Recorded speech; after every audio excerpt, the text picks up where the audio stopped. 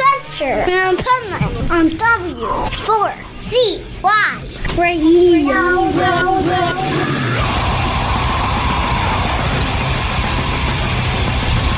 This is the Pipeman here on the Adventures Pipeman W4CY Radio, and I'm here with Cam and Kaz from Imperial Demonic. Nice, here at Bloodstock. Yeah.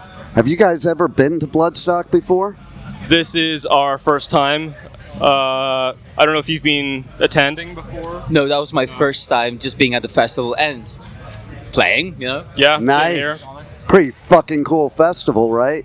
Yeah, big step up for us. I love this festival. I do festivals all over the US, UK, and Europe, and this is one of my favorites because we're like a true metal festival and like one big family and community here. Yeah, a lot of heritage. Absolutely. So, And that's one of the things. People are so friendly over here, you know? no doubt, Yeah. right? Like they just go out of their way to be friendly. There's no outsiders here. We're all fucking outsiders together. Yeah, super inclusive. So tell us a little bit, well, the listeners, tell them a little bit about your band and, you know, things they should know. Not genre, I don't give a shit about genre, and I'm sure you don't either. Like, just from your artist perspective. Yeah, well, I mean, I guess it's hard to downstream. We are a black metal band from Belfast, Northern Ireland. We've been going for about 4 years now. 4 years, yeah. We're entirely DIY. Nice. So we started off as a one-man project. The two of us basically produced the first EP together. Since then, we've become a five-band band, and things have snowballed pretty quickly. We've played shows and festivals across the UK and Europe. We've been pretty lucky there. We released our EP through a small label, Black Lion Music, Sweden. And now we're ramping up to releasing our first full-length album, which it's our first effort writing together as a band. Nice. What do you find the differences now that doing it as a band opposed to just a duo or even single? I guess the first EP is Cam's child, quite literally. It was written by him, all of it. The new upcoming album is essentially our baby. We all took our parts in recording, and just like Cameron mentioned, it's all DIY, so engineered by us, recorded, and it's currently mixed by me. It's gonna be mastered as well. So a lot of songs, a lot of fast tempos. That's what we're all about. Yeah. Well, what I love about it too is something you said is everybody plays their part. Everybody puts something into it, so that's how you create something really unique, because it blends different opinions, different influences, and you come up with this thing that nobody else has. Yeah, definitely. And I guess that's one of the biggest differences as well. Going from the EP, which was just me, to this album, it's a much wider blend of influences.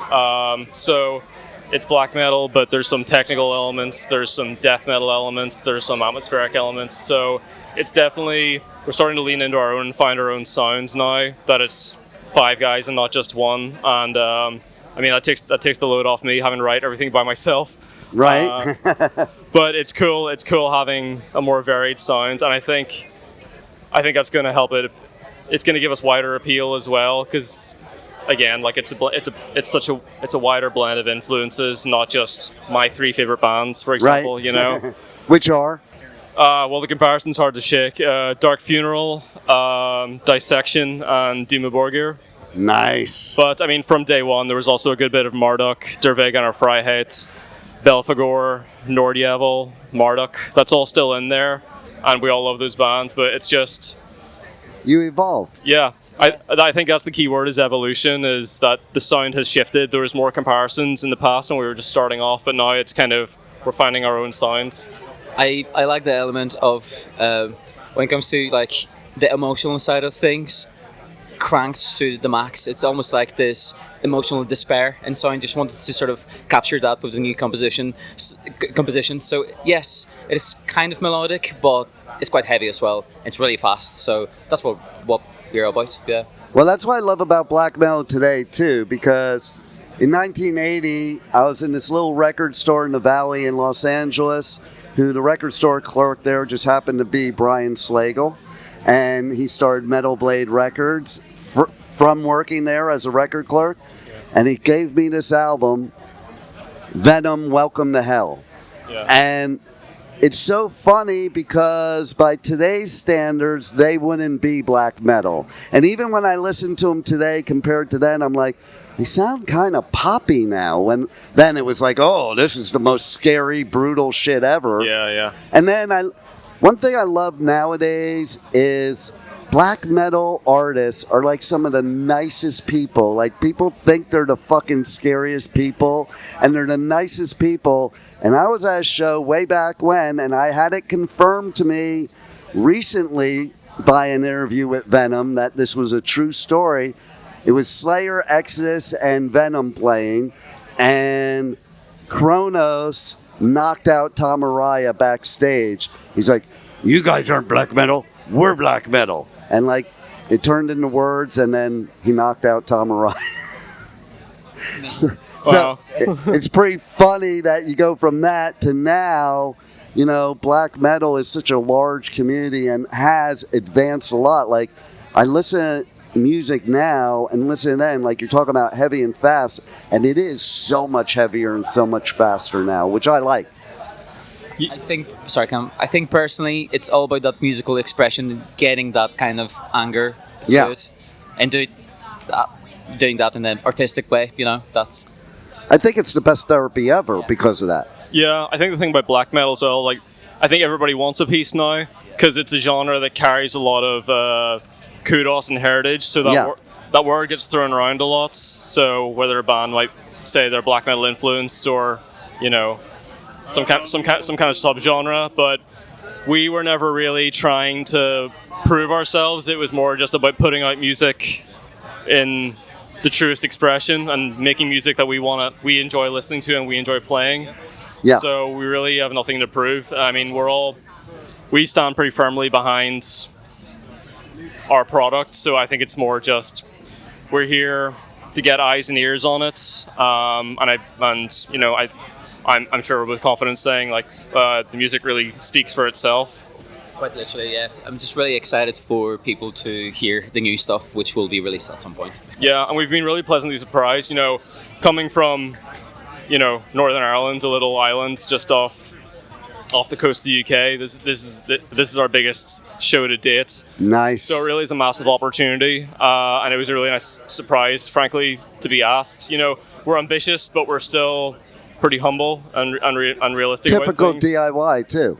We are 100% DIY, so yeah, it's humbling, but it's also quite flattering as well. I think to get here, you know, from day one when I started the band, it was like, well, you know, I want to do Vakin, I want to do Bloodstock, so we're here. So within 4 years, I think that's pretty good going. Especially being asked, you know, to do that, but which is just still kind of surreal. Yeah. And yes, it is. And I was just at Vakin, and I love Bloodstock. So if you're going to start at one of them, I think this is the one to start at because it is such a metal family, such a community here. And going back to what I said in the beginning, you said stuff that was why I said what I did. It's like fucking genres. Like there's so many micro and sub genres, and people are labeled. And you're an artist, you shouldn't be labeled. Worry about the label.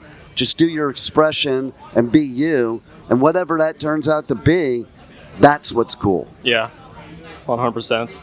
Is there anything we haven't covered that you want the listeners to know about? Plus, tell them about your socials, how to connect you, and most importantly, buy your merch. Because if they don't buy your merch, they can't fucking listen to my show. Yeah, 100%. Actually, we need to get merch over to the merch sellers after this. Yes. Yeah. I mean, again, being DIY, being small, limited amounts of merch, so get it while it's going, I guess. Right. We had to close the Bandcamp for today, so yeah, we got our merch with us. Get a shirt, get a vinyl. Once they're gone, they're gone. We don't really reprint anything, and see, that's cool too. Yeah, it's I guess it's pretty exclusive. I mean, we book things in pretty small batches. True fans. Yeah, that's very true. But yeah, socials, we're on everything. We just secured ImperialDemonic.com. I figured why the hell not. So we're everywhere. Instagram is probably the most active. Yeah. So Imperial Demonic. One video on TikTok as well, so don't Ye- follow us on TikTok. Don't say that. Yeah, we tried TikTok for a bit. We might come back to it, but it was kind of, It's a lot of freaking work, man. Too much. Sorry, but Yeah. being a DIY band and then having TikTok on top of that. Yeah, like I feel bad for bands nowadays. Like in the 80s, you did tape trading and stuff like that. You'd have to do all these 10 million other things. Like you don't have enough time in the day. The market's so overly saturated. It's just very, Yeah. very difficult to find your own voice. It's like literally finding a needle in a haystack. No doubt, no doubt. Very, very difficult. Yeah. yeah, it's hard even just to stand out, talking about TikTok. I think, fortunately or unfortunately, I don't know, but it wouldn't work if we tried to do the viral thing. I think it wouldn't fly. It's not your for goal. That's the difference. It's not what we want to do, and I think the fact that we don't want to do it, that would come through anyway. So I think you just got to be true to yourself and play to your strengths. And I think it makes you a true musician. Because, true musicians, they don't set out to be rock stars. Honestly, as much as I absolutely love playing shows, I really don't care for the entire everything around it. I just want to be on stage, grab my instrument, play the show, go back to my studio, write more riffs, record. That's literally all I want for music. And that's the way it should be. That's the way it should be. You're musicians, and that's the passion. And if you're not having fun doing this, you're in the wrong business because there's a lot of things that aren't fun at all. So Yeah, well, it's an absolute blast to be here, and just being cliche, it's a dream come true. Yes. But yeah, it's a big one for us. It's a real privilege, and we can't wait to go up there and play for all these people. I can't wait for you to experience playing at Bloodstock, and I am sure you will have a massive crowd out there, and the dream will be even better once you're on stage. We're doing it. Yeah, looking forward to it. Well, thanks a lot for being here, and thanks for being on the Adventures of Pipeman. Yeah, thanks for having us. Thank you so much. Thank you for listening to the Adventures of Pipeman on W4CY Radio.